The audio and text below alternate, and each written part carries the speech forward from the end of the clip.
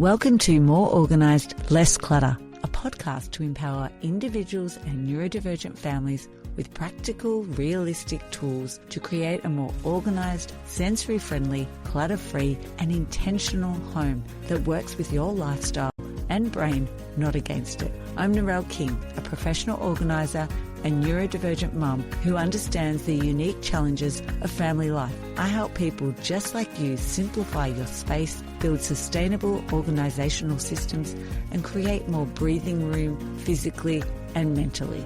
Every fortnight, you'll hear solo episodes and guest conversations filled with practical strategies on decluttering, home organisation, routines for neurodivergent families, mindful living, and how to build a home that feels safe, calm and functional. You'll walk away with actionable takeaways you can implement even if you only have 10 minutes to spare. What do I need to consider when hiring a professional organiser? Is it worth it? And what does the process look like when starting? In today's episode, you'll discover when it's the right time to seek professional support, what qualities or credentials to look for in a professional organiser with a neurodivergent lens, and how to ensure your approach aligns with your goals, lifestyle, and values. I will break down the onboarding process, how to prepare, set expectations, and communicate your priorities so that you can collaborate effectively. This episode is designed to help you make confident, informed decisions that lead to a more organised, sensory-friendly, and clutter-free intentional home that works with your lifestyle and brain, not against it. Thanks for joining me for today's solo episode, where I'll be sharing 7 things you must know before you hire a professional organiser with a neurodivergent lens. I'll be discussing what to consider when hiring a professional organiser, but in particular if you're looking for someone who has an understanding of neurodiversity and what the onboarding process is and what I actually do when I'm starting with new clients. So let's jump in. The first one is to understand why you're hiring a professional organiser. So before you hire anyone, just get clear on your goals and what's your motivation. Are you feeling overwhelmed? Are you short on time? Or maybe it's because you're stuck emotionally and you just want some guidance on what to keep and what to let go of. Maybe you have concerns if you don't get help to get organised, like paying extra on bills because you can't find them and you've then missed the payment date. Or maybe it's the concern is around your kids and getting organised and getting to school on time.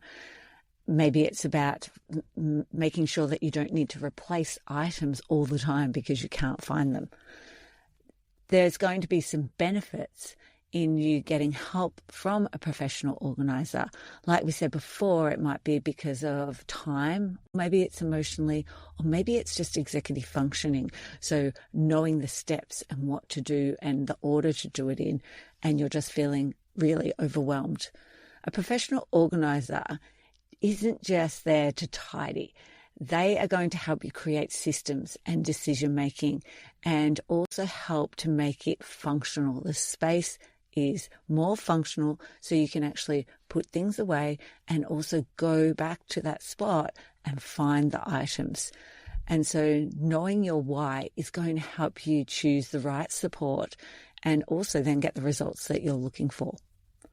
Number 2 is not all professional organisers are the same. So just knowing those goals and what you want is going to help you find the right person for you. So professional organisers have different styles, specialties, and personalities. So some are going to focus on like minimalism, others on like your phone, others on family systems. And like for myself, I focus on neurodiversity support. Maybe it's more like luxury organisation, and some of it can be hands-on, whereas others is coaching and it could be online. And otherwise it's in person. So I go out to people's homes. I actually started my business online and I really didn't enjoy it. So I actually now have transferred the other way, which generally doesn't happen. It's probably the opposite. And it is a real physical job, but I actually really like the engagement and being there with people and actually helping them. And I find that it's more around the actual executive function and the steps and the body doubling, which helps most of my clients. And also because I have an understanding of their needs and their challenges, and my brain works in let's find solutions for this, I can really help them to take action. And also I have a great ability to problem solve and find storage solutions for like small kitchens without a pantry or a bedroom with no wardrobe. I love those challenges, and I'm just such an action taker. So that is why people may actually get me to come into their home. I'm also a member of the Institute of Professional Organisers, IOPO, here in Australia, and it is a professional industry body that provides supportive network and in the organising industry. And they also provide opportunities for growth through resources, professional development. But most of all that I really enjoy is the connection. And it enables us to grow as professional organisers and as an industry. So some of the things that we help with at Simply Happy is setting up routines and rituals to help children, teens, and anyone in the home. We also love creating a calm and relaxing space for sensory needs. This might be in someone's bedroom, lounge, or it could even be a spare room or a garage. We've done lots of sensory rooms and spaces for regulation in garages. We also help rearrange furniture. This might be to cater for disability, or it might be sensory needs, and just to make the area more functional.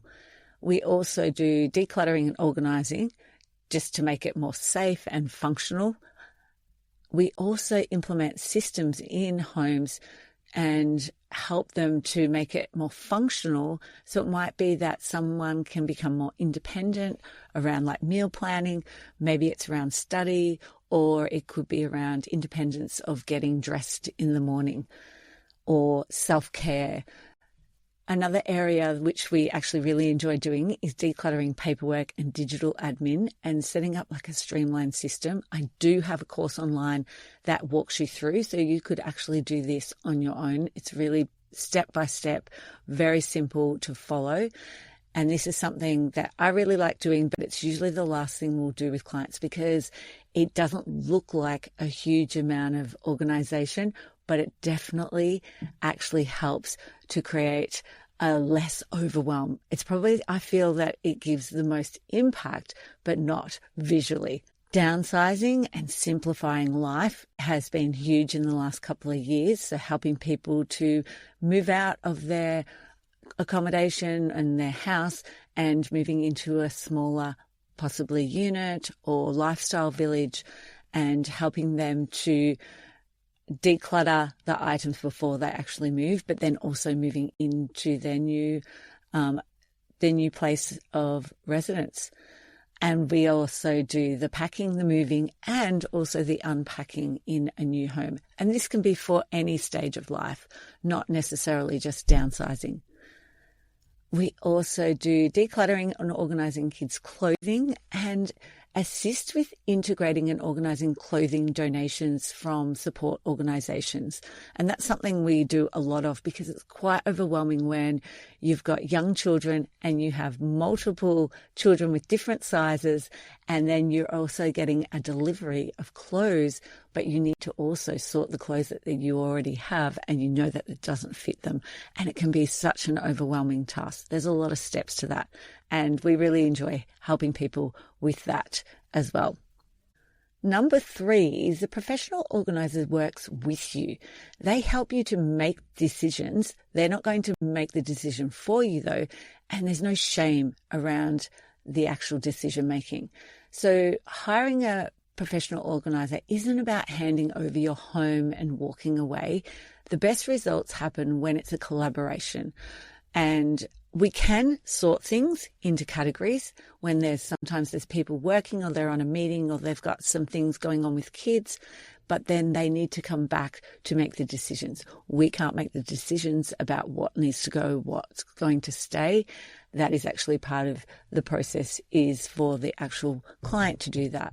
This is then helping to learn the system, also build habits so the house stays organized. The aim is for you to build independence so that you can then do these systems and declutter on your own eventually, and we're not needed in the actual process. So neurodivergent informed decluttering means that you might have like a keep for now containers. This is going to help you to provide time to work out the decisions without the pressure. So sometimes it depends on spoon theory, how many spoons you have, your energy that day. So you might need more time.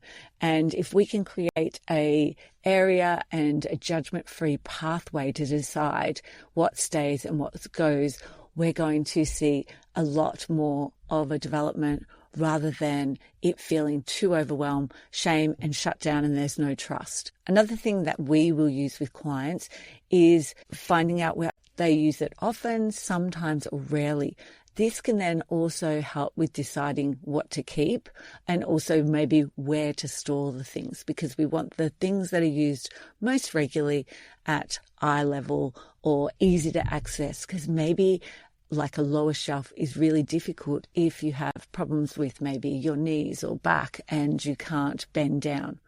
So creating like a functional space is when we'll ask lots of questions. These are like questions to help us establish where the best functional space may be. So some examples of questions would be like, how do you use the space? And then looking at where is the clutter accumulating? So it's really important when we do come out for a meet and greet or you share photos with us that you do not clean up. There's always going to be clues to help us create a functional space for you from just the visuals. How are you maybe acquiring the items? Are they coming from other people giving them to you? Are they coming from you going out? Finding out how you're acquiring items will help us to work out where the things are coming from and maybe what support you need with other therapists. It may not just be a professional organizer that's involved. It may be even a counselor or a psychologist who's also helping in the process. And then we would look at what's getting in the way, what's stopping you from actually decluttering and maybe getting organized. Is it because of the habit? Is it because there's too many items? Or is it maybe just time? And then looking at how this is affecting your life. What is the flow-on effect from having more clutter in your home? And then looking at also what you've tried in the past and what's worked before, because there's no point trying something that maybe you've tried, or maybe we need to just look at tweaking it a little bit. Maybe we just need to look at changing it a little bit to get the result that we need. So understanding and listening to the answers to the questions can really help to uncover things and support that we can actually assist. So for an example of asking questions was a client had a lot of steering wheel covers, and I asked him, like, what were the reason for them? What does he use them for? And I didn't just automatically go, oh, there's too many of these. You only need one. You only have one car.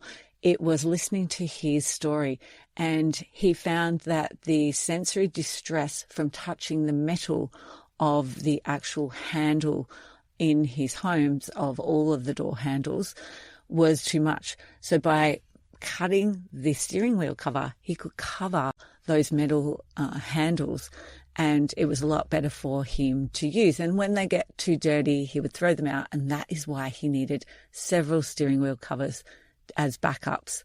So by him sharing that, it was like, okay, let's put this in a spot that you're going to be able to access, or anyone who supports you, so that you can find them. Number 4 is we help to turn overwhelm into gentle, structured steps. So decluttering requires decision making, what stays, what goes, and what is actually serving your life right now. A professional organizer will guide and support you, but as I said earlier, we won't decide for you. We can, when you ask me, for example, where would this live? Would I keep it? I'll give you my perspective, but that shouldn't be your decision. You need to make the decision for yourself. And if you're indecisive, I would rather you keep it and revisit it down the track. So you need to be emotionally prepared for this process. And it makes the whole experience then a lot smoother, maybe faster, and far more empowering for you. Things that we can do to help reduce overwhelm is we can chunk the tasks into like little steps, use body doubling. So we're there, you're also there. Maybe we're working on different things. Maybe I'm categorizing things while you're making the decisions. It could be also scaffolding, which obviously being a teacher and having an education background, I love scaffolding. So we might do something for 10, 15 minutes and block the different parts that we need to do. Also, looking at timers. So maybe using a timer and making sure there's breaks for that person and giving them the opportunity to stop whenever they need. Making decisions is really exhausting. So I would rather do all the physical work for the person so that they can use all the energy they have just to make the decision.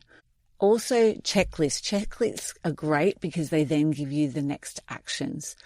And just making sure that the pacing for the client is accommodating their energy, their sensory needs, and reducing decision fatigue.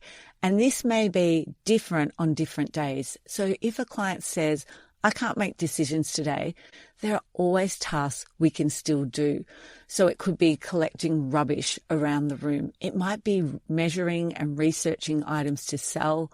Maybe it's solve problems that have been frustrating them.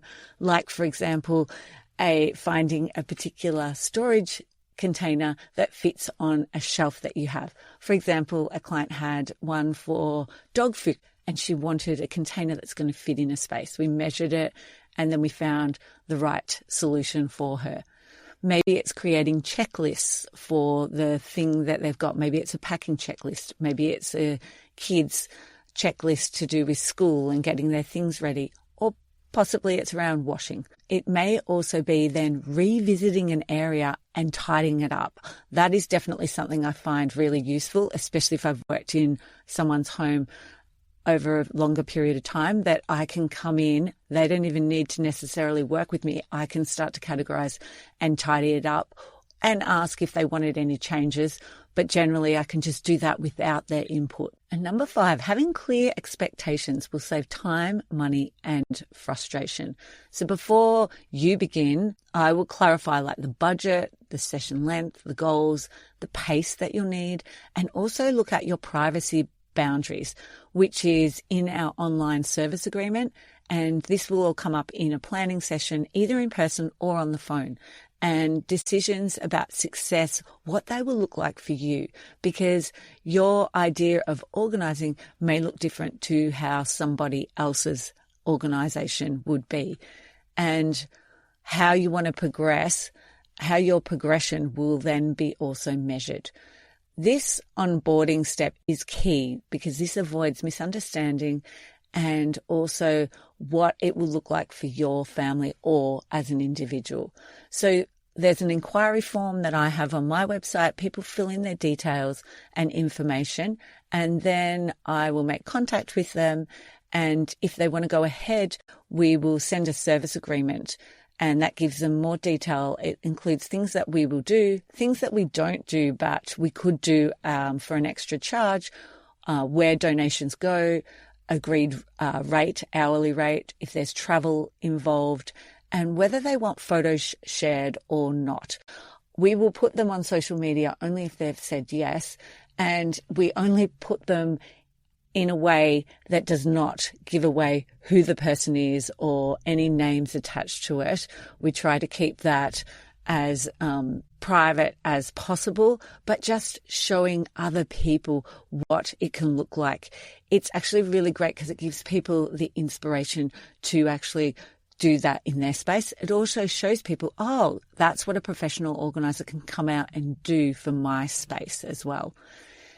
We will also help you to look at your hotspots in your home and where the challenges are, so we can then work out the vision and the function for that room or space, and then work out what the steps and make a plan for you that's going to be at your pace and personalized to your individual organizational strategies.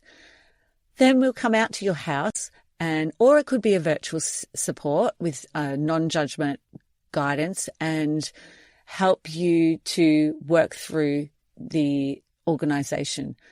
I can also share, when we've discussed actual action steps, I can actually email that out to you if that's what you would like on request.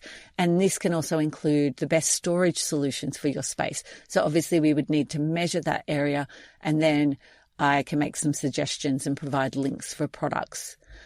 We do remove donations from people's homes, and we can also take them to designated donation places for you. Otherwise, I have organizations that I work with that I take them to that I know are going to use them and are going to also really appreciate it. We remove e-waste and textile recycling as well, but we do not do rubbish. That is sort of up to you, but we can organise a skip or look at hard rubbish for you. It's really difficult to provide a quote as we don't know how long it will take you to make decisions. So you may need to share a story of how you acquired the item or started the hobby or interact with the person who gave it to you before you can even decide what to do with the item. So everyone's decision making is really different, which is why it makes it hard to give you a quote. We can give you a rough idea, but it really is really challenging to do that. We'll also do a risk assessment, either on the call or when we visit, like looking at the pets and whether they live inside or outside, just for allergies within our workplace.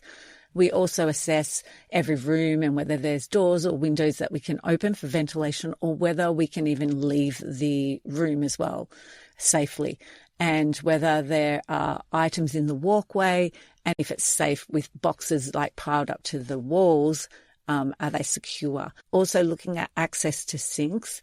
Maybe it might be the mold that usually you'll find small amounts in shower windows and sinks, but using a sink for cleaning as we go that we may need to access.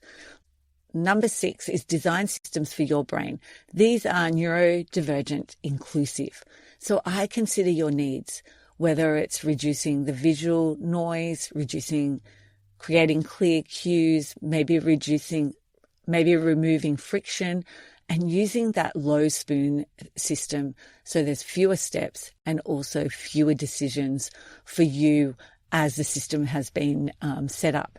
It's like brain-friendly design. It looks at like the cues, the routines, and the layout that's going to work for your neurodivergent processing. So things are easy to start, do, and also finish. So for example, it might be cleaning the bathroom. So for you, you might need the spray bottles to live in the actual bathroom so that that step is removed. So you might have 2 sets, one intentional doubles. You might have one underneath the kitchen sink and then one in the bathroom. So you don't need to go and get those other ones out of the actual kitchen. For me, example is I would then forget what I'm doing and I'd get distracted and do something else. Whereas if I have that intentional double there, I can do it while I'm actually in the actual bathroom. So for me also, I am more likely to make a pile of things that need to be rehomed rather than going and rehoming them straight away, because I might get distracted myself, and this way I can stay on task. That might be different for you. Some of my clients like to actually go and put it away straight away, and they need that movement break. So we look at that, and when I'm working with kids, it's something I really look for, whether they need a movement break. So that's when I'll encourage them to go put it away and then come back, because I can see that they are getting distracted and they need to move. Looking also at zones, what the area is, because it might be one room but have different zones, the labels, and is it a consistent home? Because if it's got consistency and we know where it goes to, there's going to be less executive load on the person trying to think of where am I going to put it. It will hopefully become automatic. It needs to be easy, simple, with not too many steps, that works for your life. A goal is functionality, ease, and sustainability. So if you focus on the progress, you'll experience that lasting change. And I love to review when something isn't working so we can make those small changes. For example, a family I worked with, they had their dishwasher and their dishes were up on a shelf. The kids weren't doing this. And when I said, what about if we move it to the drawer that is completely opposite? So they could have the dishwasher open, the drawer open, and they're taking like one step between the two. And when we did try this, the result was that the kids started putting the dishes away. It wasn't so hard. There wasn't so many steps. So looking at these things and just reviewing really does help us to find new solutions. I suggest you go and look at the Clutterbug styles, because this will also help you whether you need closed containers or clear containers, or whether you need it to be out of sight and can't see it. Or it could be out of sight, but then it's out of mind for you. Whether you also need to have tags or labels on things, or maybe that's too overwhelming for you. It could be photos or it could be writing. So just knowing those about yourself is going to also help with creating the best system that's going to work for you. And number 7 is the real value is what happens after we leave. We want to see the routines actually stick. We're not supposed to be there for a long period of time. We are here to help you set up, maybe review down the track, but we're not supposed to be there every week doing the same thing. We're looking at habit stacking, so making the environment have some prompts for you. For example, if you brush your teeth every morning, you might add something to that you want to do in the morning that adds to the habit that you already do. I would rather change the environment rather than try and change your behavior. That is so much easier to do. So you could even have something like a label where you use it, or a cue like the brushing your teeth that's going to help you remember to do that actual skill that you want to do or that task that you want to have. The other way of setting up these maintenance routines is thinking about like maybe it's a 5-minute reset at the end of the day or the end of the week, whatever's going to work for your family or you as an individual. And then things like calendar anchors. And I have a client who does this, and I think it's fantastic, but you might have a different day. On their birthday, they book in their yearly dentist and a doctor appointment so that they get those over and done with, and they remember to do it every year because they remember their birthday. So for you, you might have something else. It might be the first day of spring. I don't know. It could be another date. But I think that's a really great way of remembering something, is to put it as a calendar anchor. Maybe it's also accountability. I have clients who will ring me and message me before school holidays. That is their accountability option. They are wanting me to come out and body double with them and reset the space. And that is working really well. And that means that we are leaving, but we're just coming back and revisiting, but then leaving again. So we're not there ongoing. So if you are wanting to hire a professional organiser, potentially with a neurodivergent lens, these are the things you need to consider. Why you're hiring a professional organiser, look at what type of professional organiser you want, because remember, we're not all the same and we do different things. Look at a professional organiser works with you and they'll help you make decisions. They're not going to make the decisions for you. Number 4 is they turn the overwhelm into gentle, structured steps. So they're going to help you to move through with support at your appropriate pace. They're going to set clear expectations to help you save time, money, and also frustration. Number 6 is design systems for your brain. Look at neurodiverse, inclusive options. And number 7 is looking at, after we leave, that you have the routines and the systems that are actually going to work for you and your family. I hope by sharing these onboarding processes and 7 things to consider when hiring a professional organiser, that you now have clarity to make smart, informed decisions to decide on who you think is going to be able to help you create a clutter-free, functional, and simply happy home. Thanks for listening to the More Organised and Less Clutter podcast.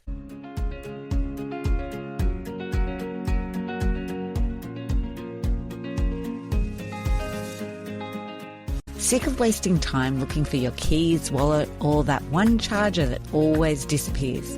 Your space needs visual anchors. Grab the ADHD-friendly organisation checklist, a 10-minute setup, a weekly reset, and troubleshooting map to adapt your space. Create an environment that works with your brain so that you can stop losing or forgetting things and start leaving on time with your sanity. Head to simplyhappy.com.au and click on the resource tab to get instant access today.